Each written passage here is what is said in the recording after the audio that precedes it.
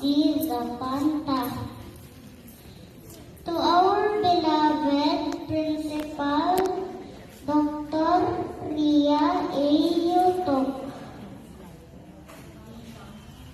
To our guests, our dear teachers, parents, classmates, visitors, ladies and gentlemen, good morning. It is